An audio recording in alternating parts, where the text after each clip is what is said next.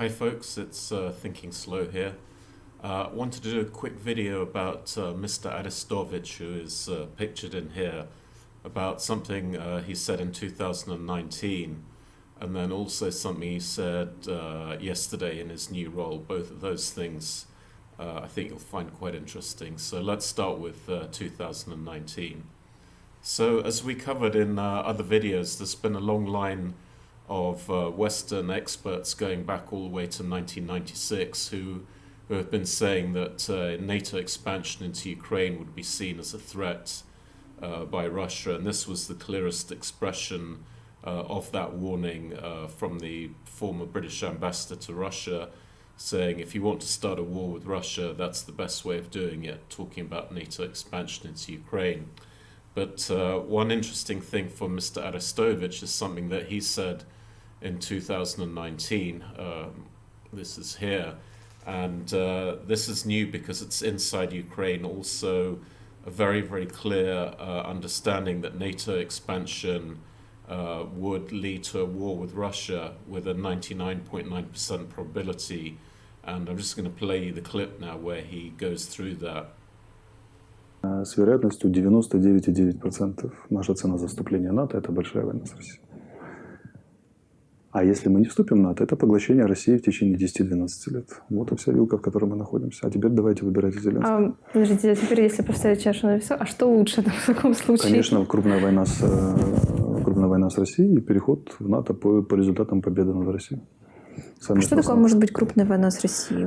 Это воздушная операция наступательная, вторжение российских армий, вот 4, которые они создали на наших границах, там осада Киева, попытка окружить войска, которые в АТО находятся, ВОЗ, в операции объединенных сил, прорыв через Крымский перешейк, выход на Новокаховское водохранилище, чтобы воду в Крым дать, наступление с территории Беларуси, там, создание новых народных республик, диверсии, удары по объектам критической инфраструктуры и так далее, воздушно-десантные. Вот что такое полноценная война. И вероятность ее 99%. Когда? После 21-22 самые критические, 20-22 самые критические эти самые. А потом следующий критический период 24-26, и следующий 28-30. Может быть и 3 войны с Россией. So that's an interesting clip in many ways because, again, it acknowledges internally that it was perfectly clear that NATO expansion into Ukraine would provoke a war. Quite interestingly, he even predicts there that the date, more or less, of the war between 2021 and 2022, and the objective of that war was to beat Russia. So again, the narrative that Putin was crazy is completely untrue, because not only were the Western experts predicting this war, but actually inside Ukraine they also predicted it, and in many, well, at least in terms of this gentleman, they seem to want that war. And also, quite interestingly, in the video is the idea that Ukrainian accession to NATO could take place in the event, effectively, that there were US troops inside Ukraine, or that they organized a coup, effectively, inside Russia to put in new leadership under the sort of so-called liberal banner. And what's interesting about that is the way the sentence is structured. It's clearly something that he's talking about the West doing to Russia, i.e. organizing and facilitating a coup, and to put in a regime that's more acceptable to the West. This really wasn't something that was envisaged as a sort of internal Russian situation. Now, we'll have a quick look at the background of Mr. Aristovich, because he seems to be reasonably high up in this so-called government that they have in Ukraine. So Mr. Aristovich's claim to fame is no university qualification.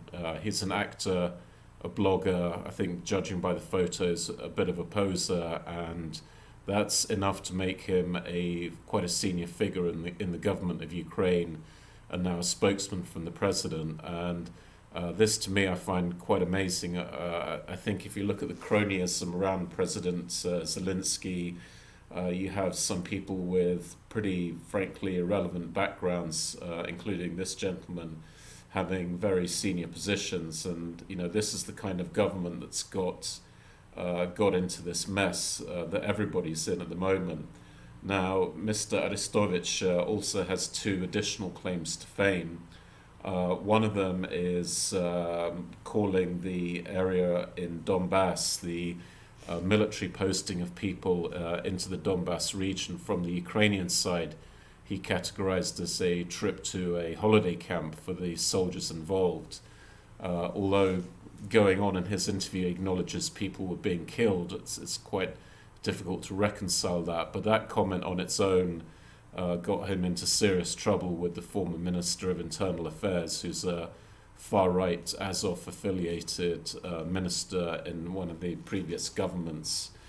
So he managed to infuriate the far-right, which is maybe no bad thing. But the other completely bizarre project he seems to be involved in is to rename completely Ukraine into Rus Ukraina. And, again, Putin is accused of revisionist history, but there's nothing like this. These sort of far-out ideas to rename the country completely. And one of his main reasonings for that is it basically prevents Russia from sort of invading or attacking Ukraine, because Ukraine suddenly becomes Rus Ukraina. It's a very weird suggestion, and it's in one of his interviews. But again, I think you have weird and incompetent people in positions of high power inside this government. So just moving now to today, so that was 2019.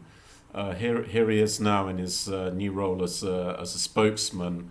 And interestingly enough, every day he wears his Rus Ukraina t-shirt. This is this idea of renaming Ukraine into this country. And in this announcement, he's reminding Ukrainian forces to respect the Geneva Convention. Now, our basic assumption is he didn't do that for no reason whatsoever. And anybody that's been on social media has seen some absolutely stomach-turning video clips of Ukrainian soldiers abusing Russian prisoners of war. So as far as we're concerned, this decision to remind Ukrainians to respect the Geneva Convention is basically a tacit acknowledgement that they have been abusing or ignoring the Geneva Convention. So one of the most gut-wrenchingly awful abuses that we've seen is a video going around social media showing bound Russian prisoners of war being shot by Ukrainians and abused, and that video has now made it into the New York Post, so presumably it's been verified to some reasonable degree now to have the New York Post publish it. But again, marrying this up with Aristovich's reminder to stick to the Geneva Convention, we're pretty sure now that this is genuine. And a regime that shoots bound prisoners of war is the regime the West has chosen to support, particularly the UK authorities. It really is truly the most awful thing I think I've ever seen. But the West has piled into this, and it's used the propaganda machine to get everyone flying their little blue and yellow flags without really having the vaguest idea of what it is they're actually supporting. So just wrapping up then, this we covered in one of the other videos, which is some correspondence we were able to forensically recover from Anders Osland from March 2021 between him and the press secretary for President Zelinskyy and President Zelinskyy himself, where Mr. Osland, who is a senior fellow, I think he is at the Atlantic Council, who's been pressing Western governments to get increasingly involved in the war in Ukraine and to punish Russia, including the assassination of President Putin. In this exchange through Twitter, which he has now deleted, which we're able to recover, he acknowledges that your boss in here is President Zelinskyy, defend the greatest crook in Ukraine, Kolomoisky. So, here we're getting now an understanding of what really the Ukrainian government is all about. This, in his own words, is a defense of the greatest crook in Ukraine. We've seen that atrocious video of, not just that video, many other videos of prisoners of war being abused. And then that coincides with Aristovsky's reminder to respect the Geneva Convention, which, again, for us is implicit acknowledgement that the Geneva Convention has been breached. And as I said in the beginning of this, inside Ukraine, it's now completely clear that they understood and seem to some extent have wanted NATO membership to trigger a war with Ukraine and Russia. And again, the people doing this have no identifiable qualifications in foreign policy, military strategy, history, or any other thing. He's a guy that went to university to study biology, dropped out and became an actor. And these are the people at the highest levels of power in Ukraine at the moment. I think our leadership in the UK for sure has made a big mistake piling in unquestioning support for this regime. I think several dissidents who actually understand what's going on there don't have the same level of enthusiasm for supporting this regime at all.